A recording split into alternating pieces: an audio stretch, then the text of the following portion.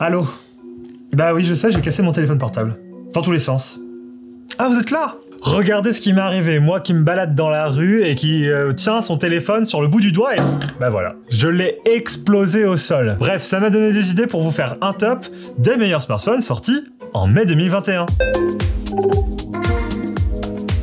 Allez, c'est parti pour le premier smartphone et on va y aller crescendo niveau prix car c'est le Xiaomi Mi 11 Lite et il est vendu 400 €. Un peu moins si vous allez voir les promotions. Déjà, le premier truc qu'on remarque sur ce smartphone, c'est son design. Il est fin, élégant, léger, et ça c'est très étonnant parce qu'il pèse vraiment pas lourd. Pourtant, il a une belle taille d'écran. En parlant de l'écran, il est excellent, c'est de l'OLED à 90 Hz en Full HD+.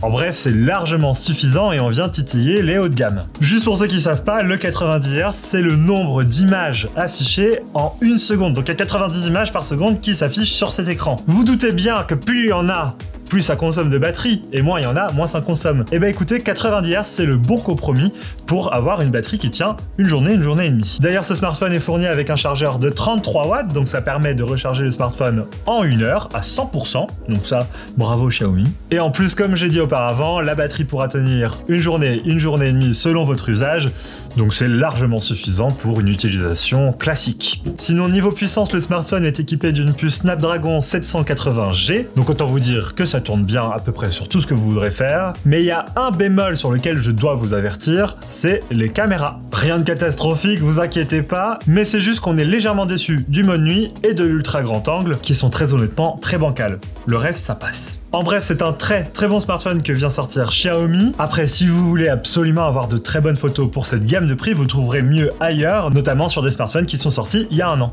On lui a mis la note de 8 sur 10 et c'est un smartphone que je vous recommande chaudement.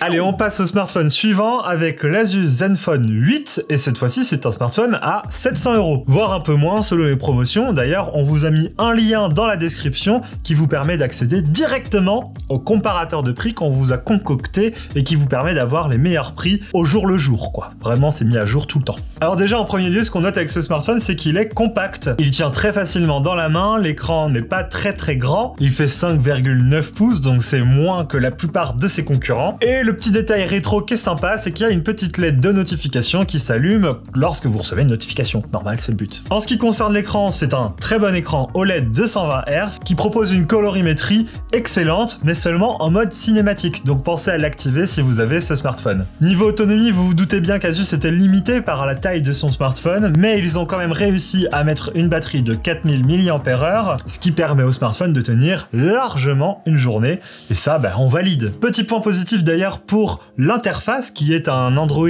pur stock, c'est quasiment le même que celui que vous retrouverez dans les smartphones de Google. Donc pas de fioritures, on est vraiment sur quelque chose de très efficace. Niveau performance, Asus ils ont mis le paquet, ils ont mis la toute dernière puce Snapdragon 888, on peut pas faire mieux dans un smartphone aujourd'hui, mais vu que le smartphone est compact, ça pose quelques problèmes de chauffe, donc vous étonnez pas d'avoir la main qui chauffe, même en plein été c'est un peu dérangeant. Et le petit bémol, vous allez vous en douter, c'est la caméra, et ben c'est que les algorithmes d'Asus sont un peu aléatoires. Quand on prend une photo et qu'on reprend une photo juste après, parfois, eh ben on a une colorimétrie qui est complètement différente, on ne comprend pas trop pourquoi.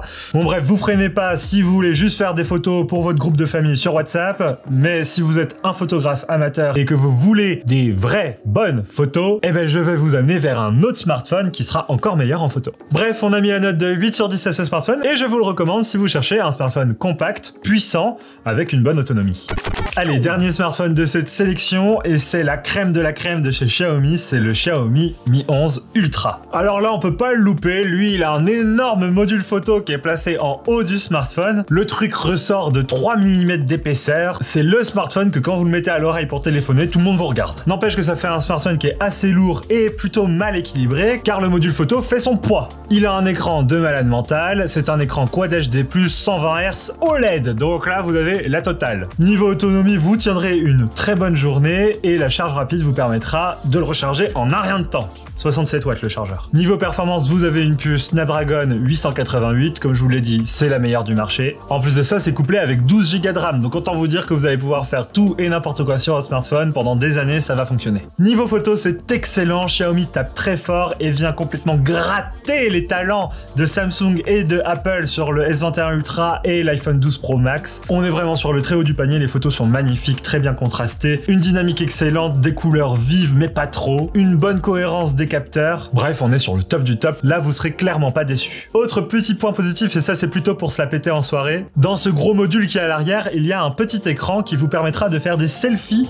avec le module principal. Et avec ça, vous ferez les meilleurs selfies de toute la France entière. Et si je devais donner des points négatifs, ça serait sur le design qui est honnêtement un peu moche, on va pas se mentir. Et puis sur l'autonomie, ça tient vraiment juste une journée et on aurait aimé sur un gros téléphone comme ça que ça tienne un peu plus. Ah oui, et le prix, il coûte 1200 €, donc checkez les promotions dans les liens dans la description, ça vous permettra peut-être de l'avoir à moins cher. Bref, on a mis aussi une note de 8 sur 10 à ce smartphone. Décidément, c'est que des smartphones à 8 sur 10 ce mois de mai, mais c'est un bon cru et nous avons 2 smartphones Xiaomi dans ce lot. Si ce petit top vous a aidé à faire votre choix, laissez-nous un j'aime et pourquoi pas un commentaire pour nous dire quel smartphone vous auriez également mis dans ce top. N'hésitez pas à nous suivre aussi sur les réseaux sociaux, que ce soit Facebook, Instagram, Twitter, TikTok, j'en passe. Sur ce, je vous laisse, vive la technologie et vive les smartphones aussi parce que là c'était un top.